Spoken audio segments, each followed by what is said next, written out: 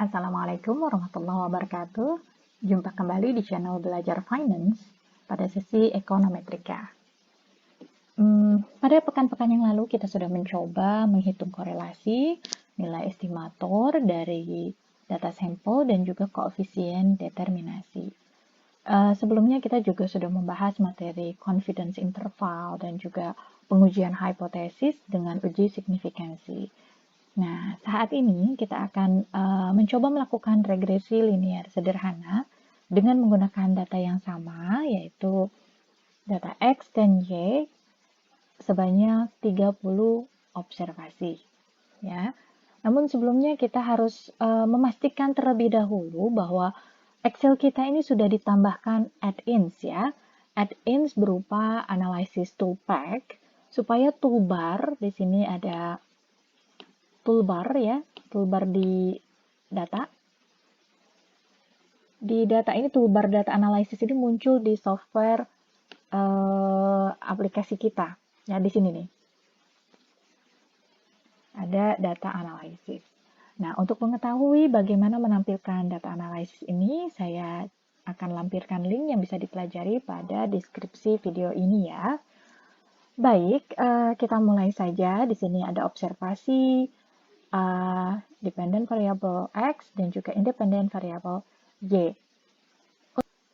Untuk melakukan data analisis regresi, kita akan coba klik data analysis tools di sini, kemudian kita pilih analisisnya adalah regression ya, masukkan input variable Y-nya. Kita klik Y, kemudian kita drag ke bawah, kita input, kemudian input X range-nya, variable X-nya. Ya, kita tarik ke bawah, masukkan semua nilainya.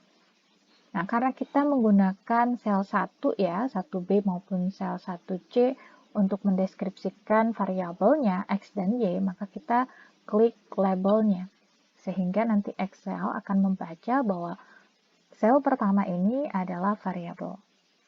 Kemudian kita akan menggunakan new worksheet ya, di sini nanti hasilnya, hasil analisisnya akan menggunakan worksheet yang berbeda. Ya, menggunakan sheet yang berbeda. Nah, tetapi saya ingin mencoba output range-nya ini ada di sel di sheet ini saja. Saya tinggal klik, nanti di sini hasilnya akan ditampilkan. Kemudian saya coba melihat bagaimana residual plot-nya ya. Kemudian line fit plots-nya. Oke, kemudian klik OK. Nah, ini adalah hasilnya. Di sini kelihatan semuanya ya. Kemudian plotnya, nah ini adalah plotnya. Gambarnya setelah diplotkan. Oke, saya coba kecilkan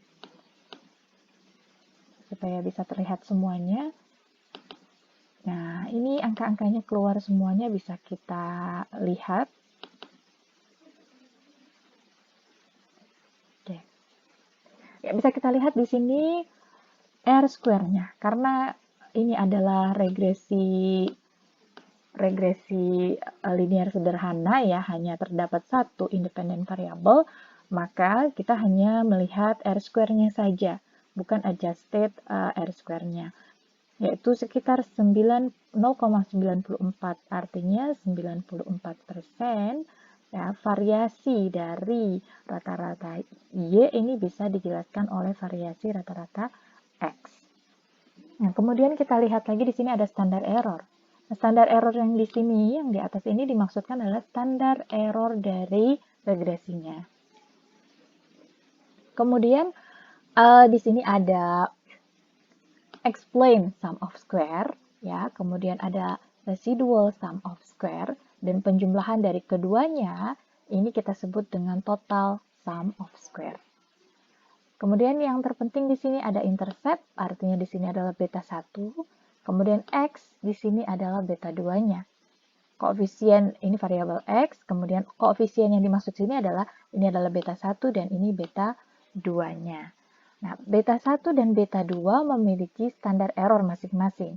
Ini adalah standar error dari beta 1 dan yang ini adalah standar error dari beta 2. Nah, T-statistik di sini kita dapatkan, kemarin sudah diberikan formulasinya ya, kita dapatkan dengan cara membagi antara koefisien beta 1 dibagi dengan standar error dari beta 1. Coba kita lihat ya, yaitu membagi antara koefisien dibagi dengan standar errornya. Nah, kita dapatkan nilai yang sama ya.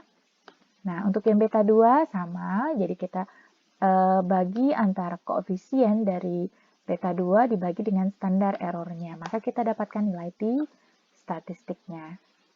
Nah, kemudian ada p-value. Untuk mengartikan, sebenarnya menginterpretasikan bagaimana signifikansi, uji hipotesis berdasarkan signifikansi, ini bisa dilihat dari T statistiknya ya.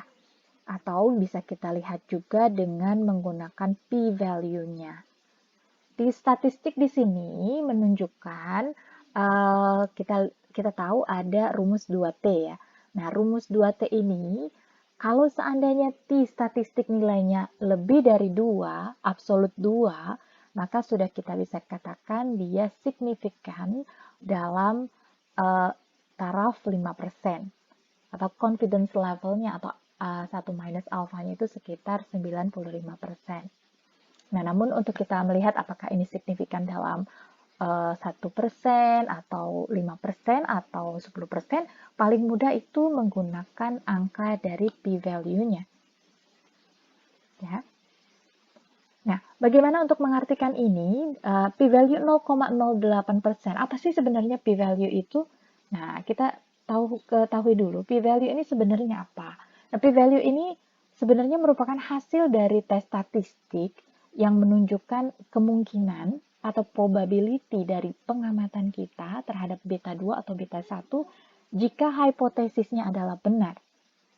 Nah, kalau misalnya probability-nya 0 ya. Di sini kan kalau 0, ini kan 0,08. Kalau misalnya nilai ini adalah 0, maka kita tidak menemukan bukti, artinya kita tidak menemukan bukti bahwa hipotesis 0-nya benar. Dalam hal ini, kita tidak menemukan bukti bahwa beta 1-nya ini bernilai 0. Nah, jika p-value-nya 0,05 bagaimana? Nah, maka kemungkinan kita bisa menemukan bahwa H0-nya ini benar hanya sekitar 5% saja. Tetapi 95% probability-nya H0-nya salah. Nah, untuk itu kita tidak cukup bukti untuk menerima H0 atau untuk tidak menolak H0. Nah, di sini karena nilai p-value-nya adalah 0,08 di bawah 10%, maka kita bisa katakan ini signifikan ya, intercept ini nilainya berbeda dengan 0, tapi signifikansinya hanya 10%. Karena dia di atas 5%, tetapi masih di bawah 10%. Kemudian untuk X-nya ya, untuk X-nya ini nilainya kalau kita gunakan home-nya di sini ya, number ya, maka nilainya ini 0. Ya. Ini nilainya 0. Artinya apa?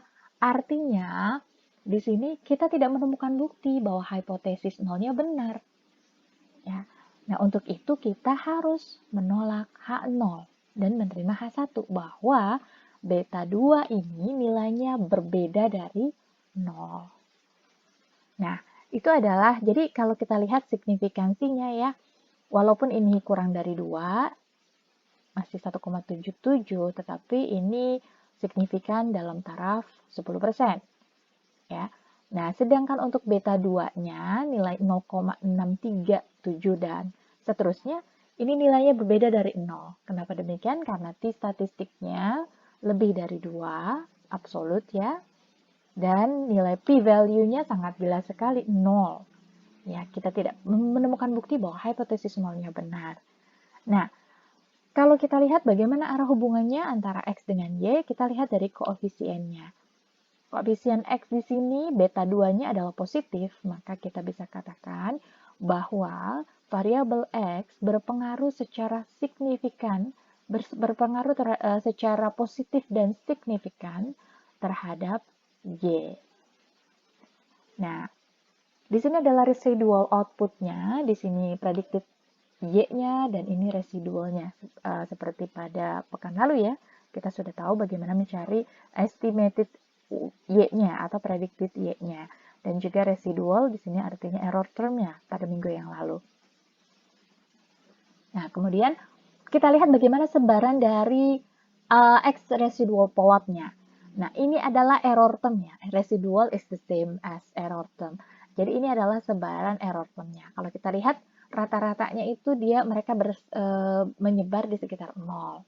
Ya, bisa dikatakan ini adalah random walk atau bersifat random, ya, bersifat stokastik. Nah, kemudian kalau kita perhatikan juga untuk predicted Y-nya terhadap observasi Y yang sebenarnya, kita lihat ini adalah garis regresinya, ada titik-titik warna orange di sini, ini adalah predicted Y berdasarkan model, tadi ekonometrika yang kita sudah punya ya, yaitu Y sama dengan beta 1 ditambah beta 2 X ditambah residual kan. Nah, Y predicted Y-nya di sini adalah nilai beta 1 ditambah beta 2X. Ya. Nah, sedangkan titik-titik biru di sini menunjukkan observasi yang sebenarnya. Nah, jika kita lihat mengapa R square-nya ini bernilai tinggi ya, sekitar 0,94 atau 94%. Variasi variabel Y ini bisa dijelaskan oleh variasi variabel X, karena kalau kita lihat dari plotnya memang data tersebar pada mendekati garis dari regresinya, ya, mendekati predicted Y-nya, garis regresinya.